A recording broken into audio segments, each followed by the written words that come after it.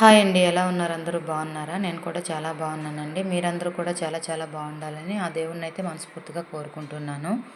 ముందుగా Shrimati Padmavathi vlogs YouTube channel subscribers అందరికీ ఎల్లమ్మ తల్లి బోనాల శుభాకాంక్షలండి.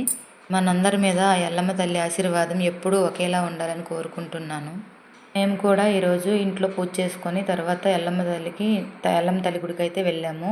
అక్కడికి వెళ్ళేసరికి జనాలు ఫుల్గా ఉన్నారు. మార్నింగ్కే మేము బయలుదేరి వెళ్ళాం కానీ అప్పటికే చాలామంది ఉన్నారు.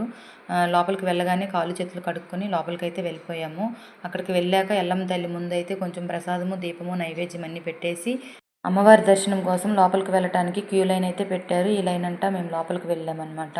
ఈ లైన్ గుండా లోపలికి వెళ్ళాక అమ్మవారి దర్శనం బాగా జరిగింది.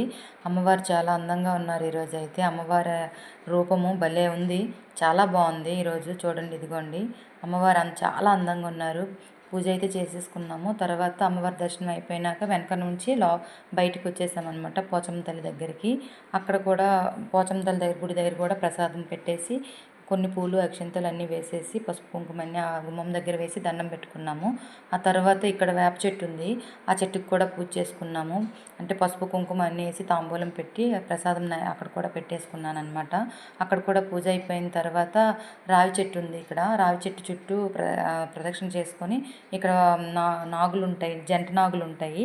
అక్కడ కూడా పూజ చేసుకున్నాము. అక్కడ కూడా పూజ చేసుకొని నైవేద్యం అన్నీ పెట్టేసి దండం పెట్టుకొని బయటకైతే వచ్చేసామండి. నా వీడియో కానీ మీకు నచ్చినట్లయితే please like, share and subscribe చేయండి. థ్యాంక్ యూ ఫర్ వాచింగ్ అండి.